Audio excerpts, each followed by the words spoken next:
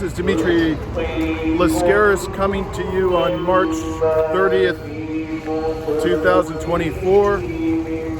I am in the heart of Baghdad in Iraq.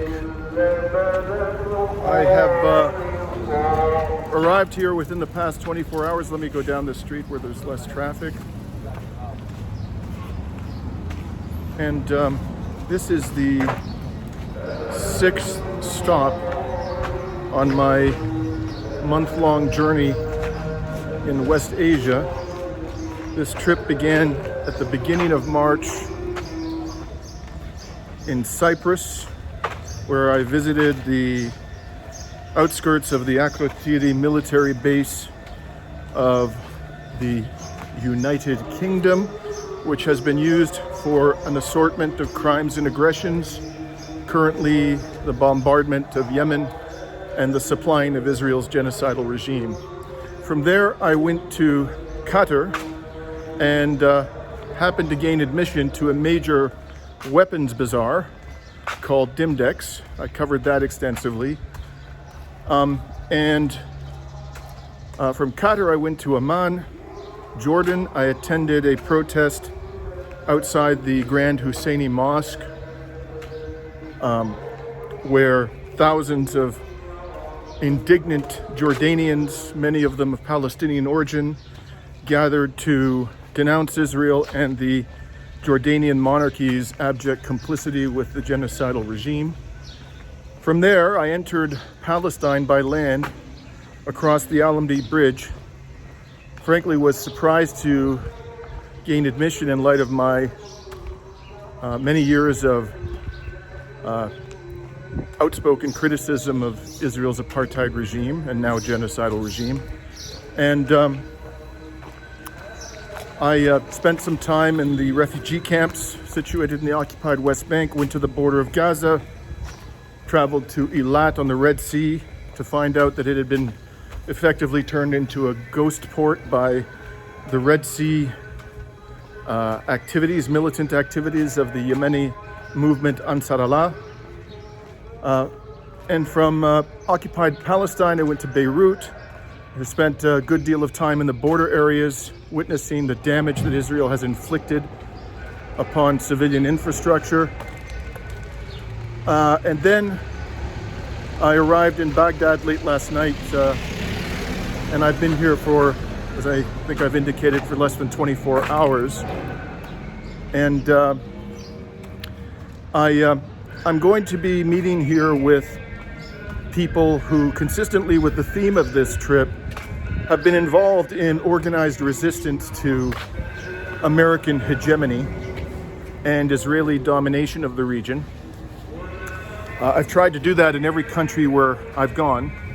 And frankly, my ultimate goal, I was very gratified to have been permitted to enter Palestine and to see what I saw. Not that it was easy, it was very difficult to witness what I witnessed and to hear what I heard. But nonetheless, it was important to bear witness. And there's one country, and no disrespect intended to the countries I've visited thus far, where I really would like to end this trip, and that's Yemen.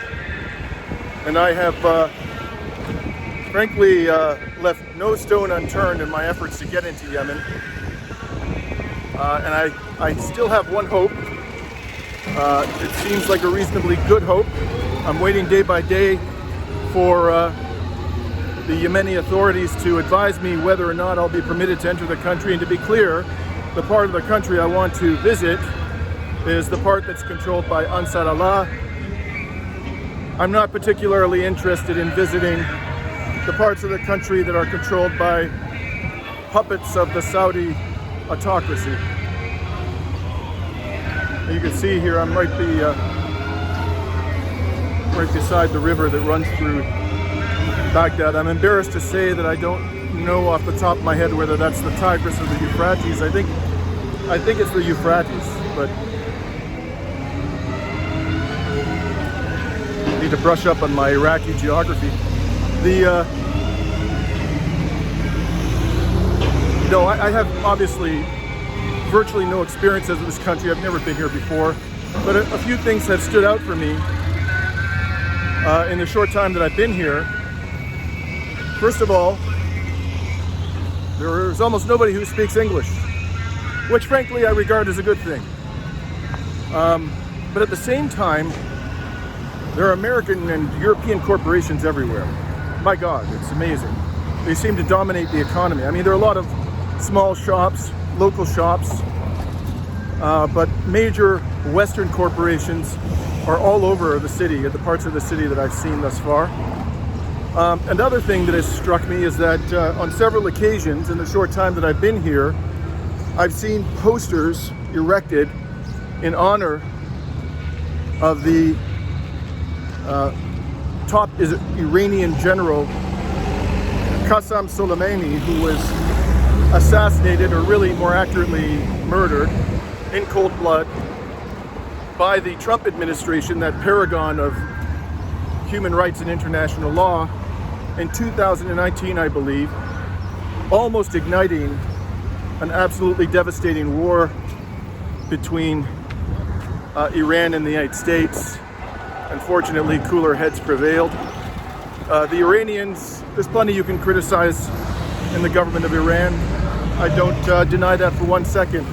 But when you look at all the provocations that they have suffered, the sanctions, the cyber attacks, the killing of their military personnel in Syria, where they have been invited by the internationally recognized government to be.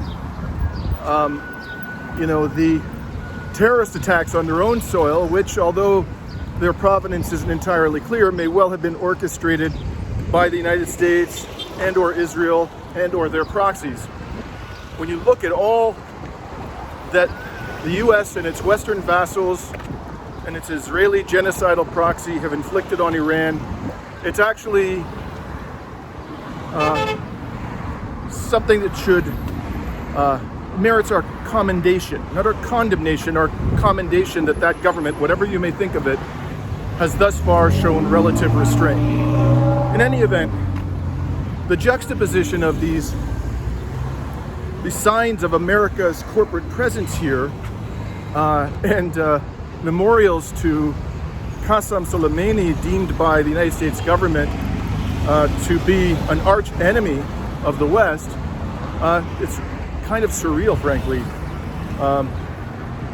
As I spend more time here and talk to the people of Iraq, as many as I can meet and hear from, maybe I'll gain more insight into this. The other thing I've noticed is that there seems to be quite a bit of construction here.